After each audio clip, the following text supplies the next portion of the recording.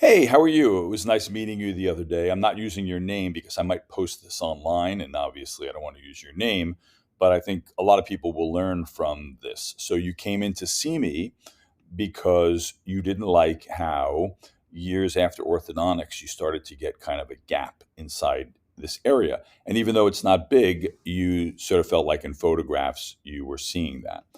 And so let me just explain to you one of I think my strengths as an orthodontist is I don't look at everything sort of through orthodontic glasses. Orthodontists deal with tooth position, and quite often, well, every time I treat somebody, I'm dealing with the tooth positions and improving them.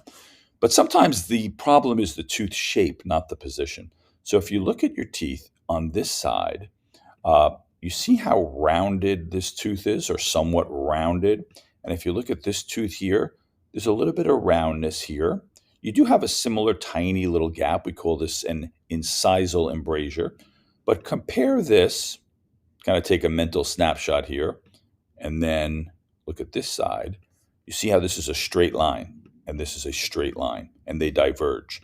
Now, when you had orthodontics, the orthodontist could have put something on this tooth that made it sort of tilt this way a little bit more, but that is a really hard movement to stabilize, even if you're wearing a retainer, because it's a short tooth, it's not very contoured, and the retainers will prevent the tooth from moving in or out, but there can still be a little bit of movement. So it was not sustainable.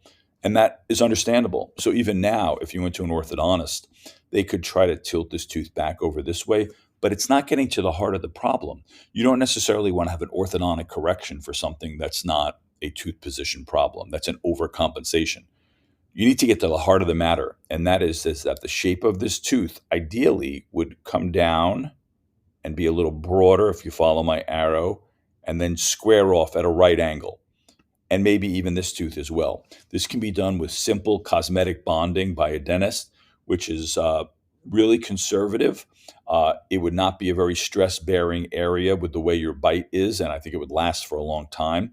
Wouldn't be crazy expensive, would not need to have full coverage. That's the solution in this case.